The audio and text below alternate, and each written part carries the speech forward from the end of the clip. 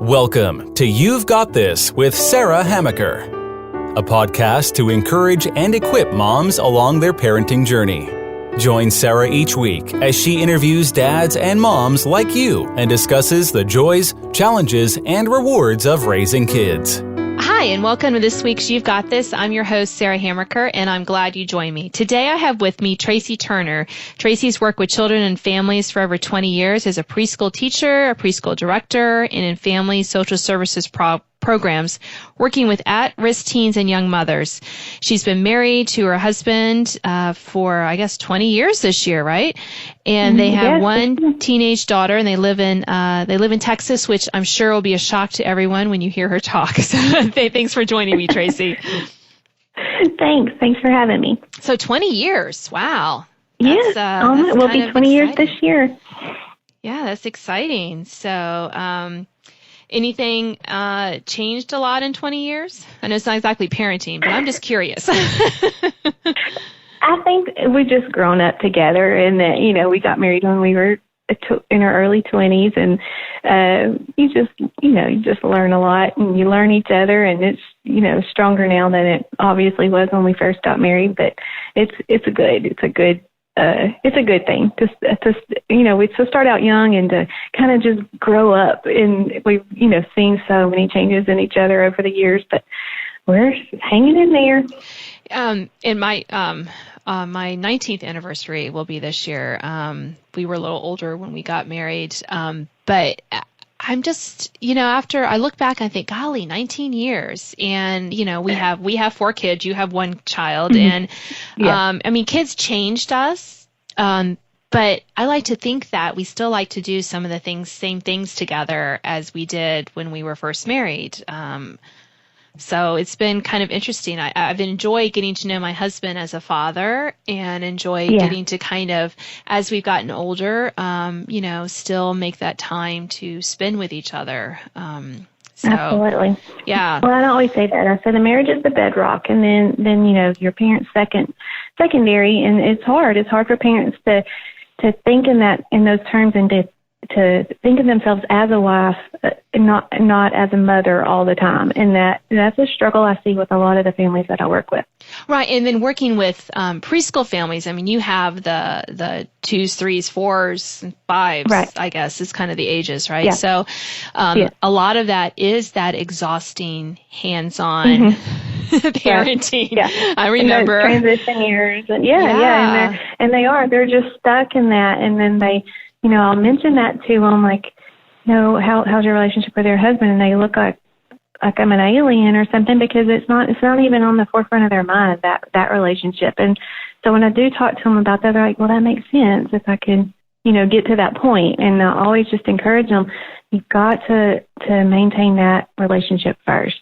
And then the ones that get it, it makes sense to them. Right. And and the ones that don't is, I feel for them, because I realize that, being a mom sometimes is really hard. And then we're gonna talk about some of those hard issues with toddlers, preschoolers. But we also, I also kept in the forefront of my mind during those physically demanding days when you were picking up spills and wiping snotty noses and, bottoms and all that kind of gross stuff that comes with young kids in your house. You can't really pull their own weight or help with the chores, so you have to do it all. That I didn't want to wake up one day when my kids were more self-sufficient and look at this man whom I'm co-parenting with and be like, who are you? Exactly. Yeah, exactly. And then I think that's exactly what happens. You forget that, and then kids are emancipated, and then you're strangers, you're roommates. Right. And so that's something I really do talk to parents about a lot, and try to just stress that, because it's so, so important. It is. And one of the things that I also remind parents, and reminded myself when my kids were younger, that early bedtimes are not for the kids, they're for the parents. And, when your child, people used to look at me like, my kids were in bed by 7:00 for many years. They're like, really? I'm like, yeah, because I've just had it. Time, yeah. And I wanted some time with my husband. Right, absolutely. And the other thing that we did is that when he came home from work, when they were preschool age and younger, they would get to say hi to Daddy, and then I would send them off to go play in another room for 15, 20 minutes. I love that idea. Where we finished dinner, or I finished putting dinner together, and so my husband and I could just have a few minutes of talk. And the kids knew that after that we're going to have dinner, and that was family time, family devotions, and time with Dad then. So it wasn't like we were saying no time with Dad, but it's okay. It just really calmed our household down. Absolutely. I love that idea. And another thing we've done now that we have a teenager, even though it's harder, you don't have like a you don't want to be like, okay, you have to go to bed at 7 a.m. I mean, at 7 p.m. right. We, at 9 p.m., we tell her, okay, you're on your end of the house, you're in your bed. You don't have to be asleep, but you're in your room and your side of the house, and you're having your time, and then Dad and I can do whatever we need to do on our end. And I think she likes that too, because she needs that alone time and that break, and she can finish up her homework or finish reading her school assignments or whatever she's doing. But at 9, we're separated. And we also know she can't, have any electronics in her room, and we're real kind of strict about that too. Yes. But I think that's important. Just even when they're older, it is more of a challenge because they don't have that same schedule as they did when they were babies or toddlers. But it is important to still keep that that separation a little bit, and you do still have that time by yourself. Right. And we have as my listeners know, I have 2 teenage daughters and then 2 tween boys, and my daughters, they know they're offline, I think at like 9:30 at night, and they don't take devices in their room, and they may be out in the main room, but they're doing their own thing, and we're doing our own thing. So it's, we make it work. And you just got to do whatever you need to for your family, and in time, my husband's a shift worker and he's a policeman. So, we've just, we're not the typical family that we get to sit down and have dinner together every night because of the nature of his job. Right. The older he's gotten, his schedule is more, it is more daytime work now, but especially when she was younger, we just had to kind of figure out what worked for us. And that's what I tell parents. You may not be able to have that, family dinner time at 6 o'clock like a normal, in quotation marks, family gets because of your. And I mean, I'm a living proof of that. We've just had to make it work. We've had Christmas at night before, and we've had the Easter Bunny come on a Saturday before, just because he's had to work, or our schedules didn't allow it. So you just have to do what works for your family, but keeping those parameters that Mom and Dad are the center of the home, and the marriage is the bedrock, and those kind of things. Yeah, and I think those are so important. And when we just keep reminding ourselves of that, even if we have to do a lot of that hands-on with the kids when they're younger, realizing that, just kind of looking ahead to that time. And as I always tell parents, I said, I'm sure there are plenty of teenage girls who are willing to babysit your children for service hours and or not very much money. So, so tap into that, people. Tap into that. And then, use your resources. Yes. I have one teenage daughter who would love to babysit, so she loves to babysit. That's so good. Yeah, so let's use them. Use them, please. They would love to give you a couple of hours for yourself. And that gives you a couple of hours too. Right. Exactly. So I did want to talk about an issue, Traci, that bedevils parents when their kids are younger, potty training. Okay. Yes. And it's such a funny thing that this has become like up there with like sleep. If you say your child is potty trained before the age of 2, you are looked on as some sort of like goddess of the potty training or something. I mean, it's like crazy how anxious, tense, stressed and frustrated we moms have gotten about this. I mean, what is up with that? I mean, it's toilet training, people. I agree. It has become it's probably the subject I talk about the most. In every question I have is more, I probably get more potty training questions than anything across the board. In both my jobs, like I am a preschool director, but I'm also parent coach. And so both of my jobs, I talk about this more than anything else. And I'm like, I always tell people, I said, I never dreamed that I would discuss the bowel habits of others as much as I do. So I don't know. I think this is what I think. I think that a lot of times mothers today are so anxious, and they're nervous, they're scared of their own, I don't want to say scared, but they're just, they don't want to mess up is what I think it is. They don't want to make a mistake. And so they're so anxious about every little thing. And the common sense thing that our grandparents and our parents did scares them because they don't think that's not the right thing to do. And so I think that's how we've gotten here. And now potty training is right up there on the top with, I'm too scared to start this, or I'm scared I'm going to mess it up, so I'm not going to do it until the very last, until it's too late, and then it makes it way harder than it needs to be. Does that make sense? Yeah. I mean, and I remember, with my first, it was a little terrifying to think, I have to get this kid to stop going to the bathroom in her diapers and put her on a potty.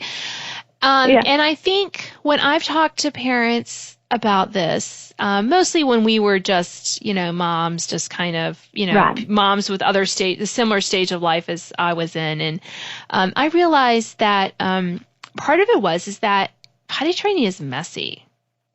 Yes. And the thought of urine all over your house is like, we're getting down and dirty here, people. So you need to tune out, fine. But we're not going to get too gross. But it's just, seriously, that is very disturbing to many people. And I used to tell people, we've always had cats as a married couple. And I said, look, I've cleaned litter boxes. Okay. Nothing really bothers me after that. But, we have cats who are hacking up hairballs on the floor, on our furniture.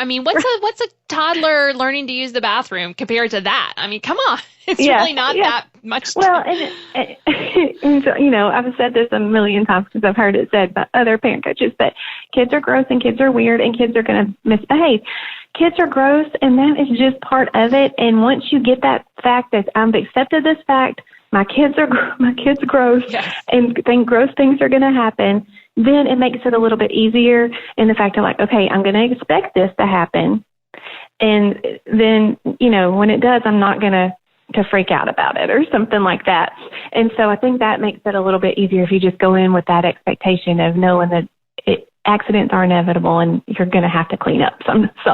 Right. But I think that's it. Because aren't we seduced by all these potty training in one day kind of things? And and not that, I had 2 girls and 2 boys. So my second daughter, she literally potty trained herself. She was like, I want to use the toilet. And she was like 21 months old or something like that. Yeah. Older sister or something. I don't know. And she was, 3 days, she was done. Never had an accident. Yeah. My other kids, not so much. So before you out there in podcast land and thinking I had an easy street, no, I didn't. The first one was but I'm just saying that, I think some children, it's going to be a piece of cake. And other kids, it's going to be like, you want me to do what? And I think if we just remember that it's just like them learning to use a spoon, right? They get food everywhere but in their mouth. Right. And we don't seem to complain too much about that. So this is just the result. I've never taught a class over that. Yes, right. But exactly. I'm teaching classes constantly over potty training. I don't know. I think that's exactly what it is. And I also think that we've just been given some terrible advice by our pediatricians in some cases and by folks that have written books and things that over potty training, and we've just been given some really bad advice. And number one, we don't know where to start, and number two, we're scared to start, and we're anxious, and all those things wrapped into one. So we just don't know what to do. Yeah. So what are your? Do you have like your top 2 or 3 tips that you give? Okay. So for toilet training. I teach I've done it several times, but I'm doing what I do when I do I do a parenting class a lot. And one of the things that I do, is do a kind of basic parenting class. I'm going to go through like the seasons of parenting. And then we talk about when we're in that transition stage, I always say the number one thing that you can do for your child to, move her or him into that, that next season out of the transition year is to potty train, is to have them be potty trained. And what I think is happening, and I know is happening, is parents are starting way too late. They're missing their window of opportunity to start potty training. And that window is truly 18 months to 2-ish.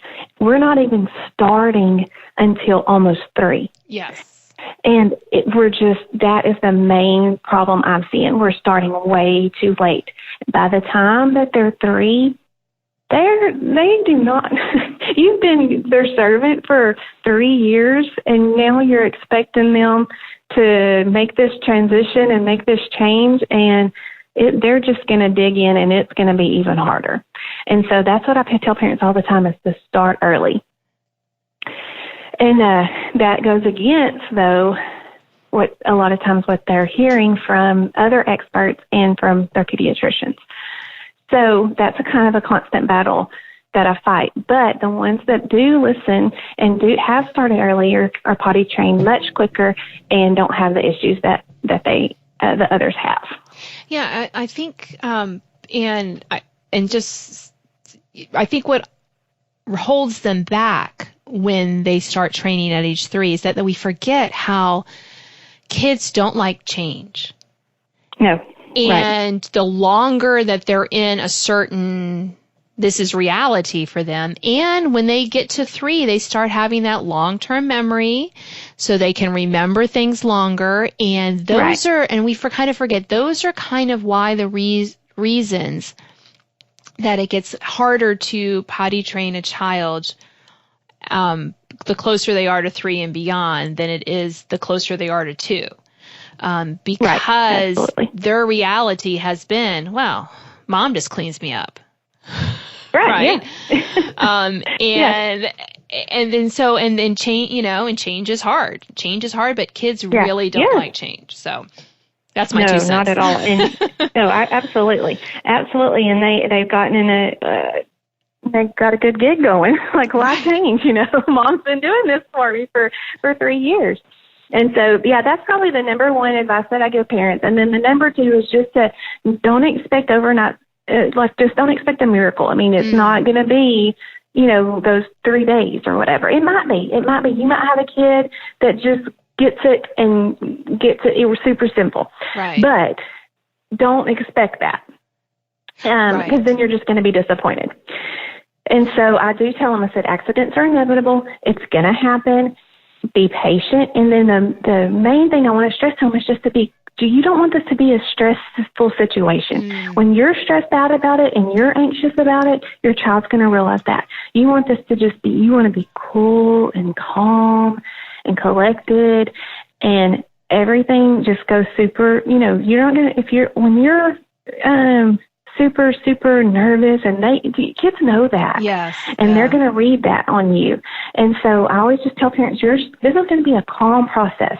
But the very nature of them starting and the parent thinking this, they're already anxious about it. And I just trying to get parents to understand that that's detrimental.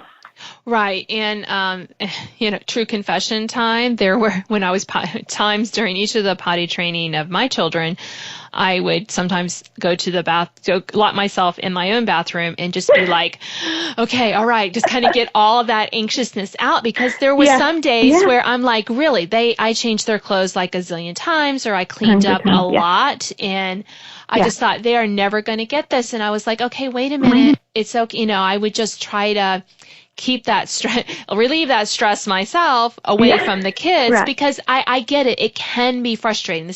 We're not saying this is the easiest thing you've ever done, but it is so worth it. Just think of how the money you save. That's what I always tell parents. Yeah. Headache and money. Like it would be a huge raise for you. Like, you're going to get so much money back if you're not buying diapers. And then just the headache of having to change them and the grossness of it. You're going to go through a little bit of grossness during the training, but who wants to be changing a diaper of a 4-year-old or a 3-year-old? And they're not laying still anymore. They're wrestling. They're too big. You can't even pick them up to lay on the changing table. That's what I tell parents all the time. You can pull your back out. Yes. Exactly. The other thing I tell them. The other thing I tell them too is I'm a big believer in no pull-ups. I think pull-ups have just been pull-ups were made the pull-up companies rich. And I think that a pull-up is a diaper. And that, in fact, like I said, I run a preschool, and the state comes in. They do, you do state inspections. And the state comes in, and they consider a pull-up a diaper. So in their eyes, like in the eyes of the state, there's no difference. If a child is wearing a pull-up, he is not potty trained. Right. And so I think pull-ups are they're detrimental. They don't help your cause at all. The child cannot feel, I hate being gross here, but they cannot feel urine. We've already crossed that line, Traci, so go ahead. You can't feel urine running down your leg if it's trapped in by a pull-up. And so they're really not helping the situation at all. What you're trying to make your child understand is that sensation needs to go into the potty. Right. And so you're trying to get them to understand that, and a pull-up is not helping them get that concept. Right. Yeah. And I agree wholeheartedly with that. I will say that with my boys, they did wear pull-ups at night, but that was only at night because I wanted them to be able to dress themselves. But that was the only circumstance that I ever recommend that. And my boys, they took a little while to get potty trained at night. And that's a whole nother conversation. But just saying that I consider them fully potty trained, even though they still needed a diaper at night. But having a diaper on them, they were big boys, and this. Right. So I think that's the only circumstance that I recommended, that situation. But during the day, no, they were underwear boys, or girls. Yeah, I agree, and I think that's a bedwetting conversation. I don't even consider that a potty training conversation. Exactly. And a lot of times, boys will struggle. Well, girls too struggle with the bedwetting situation. That's a whole different. That's something completely different. So I'm fine with that. Now there are some folks that would say don't let them wear a pull up at night, or don't wear them. Just make them change themselves. I just didn't have time to do the laundry. Seriously, that would be all I was doing. And so I get it, totally get it. But there's a whole difference in that conversation. That's a whole different conversation. Yeah, well, because I think we're about at the end of our time today. But maybe you come back on and no problem. Yeah. And we can talk about that, because I know that can be a kind of the other side to this. So, but thank you so much, Traci. This has been, I hope, very helpful to my listeners. So, you've been listening to You've Got This. I'm your host, Sarah Hammaker, and I've had Traci Turner with me today. She is a preschool teacher, preschool director. She's been married for 20 years this year, so congratulations on that. That's a fantastic milestone. And she's also a parent coach. So thank you for joining me, and I hope I'll see you next week. Thanks for listening to this week's podcast of You've Got This with Sarah Hammaker. Sign up to receive notification of new podcasts and listen to previous editions at sarahhammaker.com. Until next time, remember, parenting might be hard sometimes, but don't worry, you've got this.